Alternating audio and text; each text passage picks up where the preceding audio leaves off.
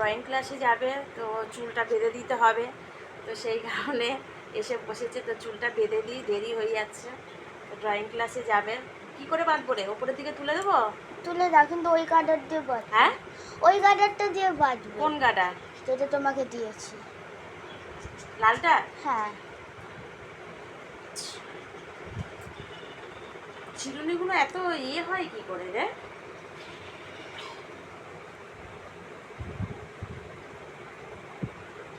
এই গরমে না চুল সব সামনের দিকে বেরিয়ে যায়, আর প্রচুর গরম লাগে, প্রচুর গরম লাগে। আর ঘামাচি বেরিয়ে যাওয়ার চান্স বেশি, ভয় বেশি আর কি।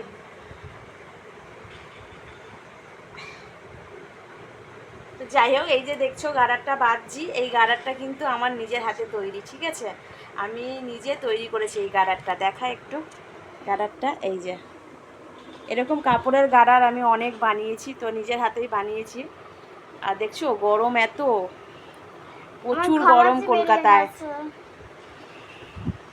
আর তার মধ্যে শ্যাম্পু করেছি, সবাই আরো বেশি যেন গরম লাগছে। ধর,